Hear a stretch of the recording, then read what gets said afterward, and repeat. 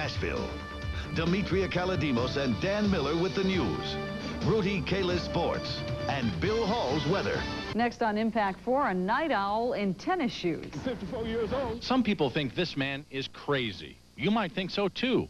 But this running man could care less. I'm Andy Pearson. You'll meet one of Nashville's fixtures in the middle of the night. Coming up next in Impact 4.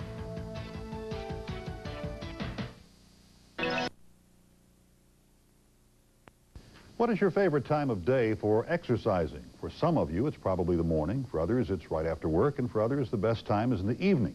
But one Nashville man says the best time for him to exercise is in the middle of the night, after he's been asleep for a couple of hours.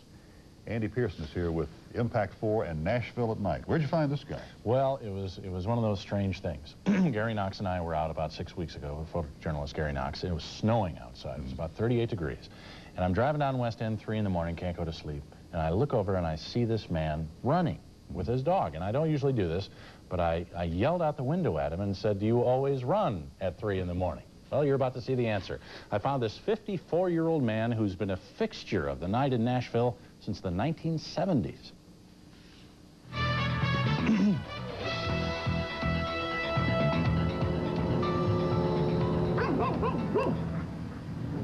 It's a time when the city neither stops nor goes, only flashes yellow.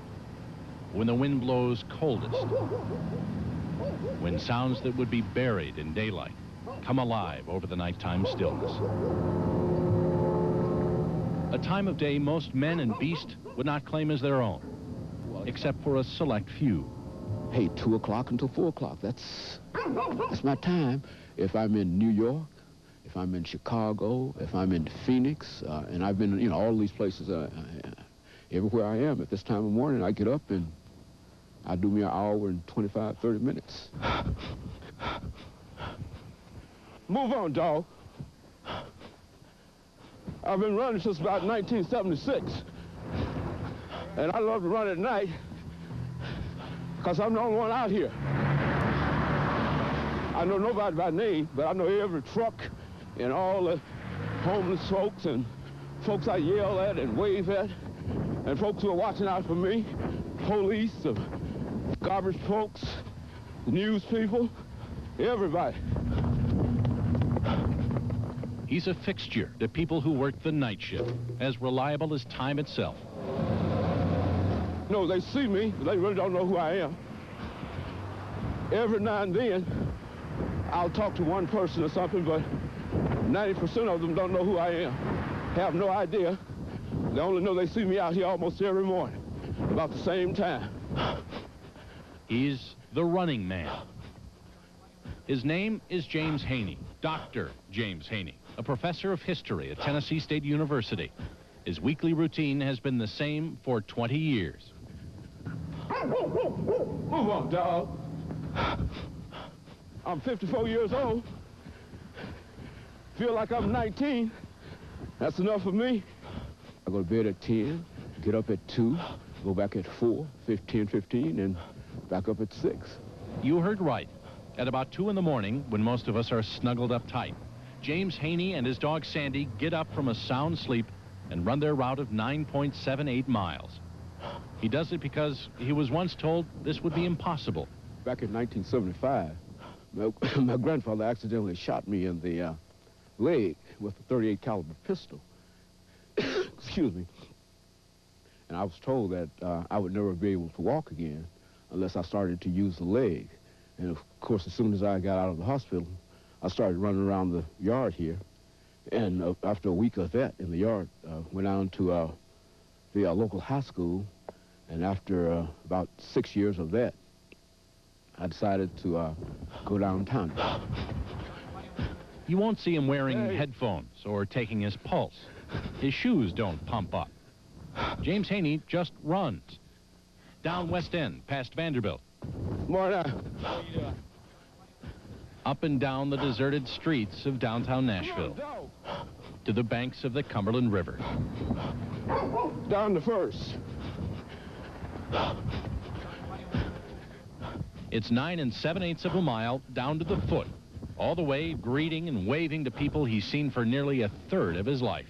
Well, man, How you doing this morning? Good, you? All right. James Haney does this 5 days a week. Same time, same route, same distance. I can't see any disadvantages in this at all. And this is what I do, and I love it. I'm not doing this with people. And if they think I'm crazy, well, I can appreciate that. I just believe in the human personality, and I believe that we can do anything that we want to do once we make up our minds to do it. It takes an hour and a half out of my day, and I think it's worth it. Plus, it requires discipline, and I think I got that. And that makes me feel good about myself, gives me greater self-esteem, and I can get out and meet the world better. As he makes that last block toward home, there's no one there. No welcoming committee at the finish line. No one to notice. Before he goes back to his wife and children in his warm bed, there's always a prayer of thanks that he's been able to put one foot in front of the other for another night. Oh, thank you, Lord. Okay. Thanks that he can still devote 2 hours out of each 24, even though it is in the middle of the night, to his body and his well-being. Thanks that there is life, and that life is good. Very few people that I grew up with are alive today, you see, and many of them have died of heart attacks and strokes and violence and whatnot, but Dr. Haney keeps pushing on. And I tell folks that I'm going to be around here a long, long time. I'm going to be around here at least 100 plus. You know, I mean, that's what I'm looking for, you know. In fact, Dr. Haney says he plans to live to be 120. Very Willard Scott. Now, does the doctor ever have problems out there? Anybody ever attack him or try to rob him or anything? Never. In 20 years. Really? Never had a problem. In all those cities, too. But he says the biggest threat is the cars, you know, coming out from the clubs late at night, so he doesn't run on Saturday. Yeah. Very impressive. I'm amazed he goes to bed, wakes up, and does this. Yeah, and he's refreshed. That's amazing. Goes back to bed. Demetria. Ahead on the scene at 6, they don't call him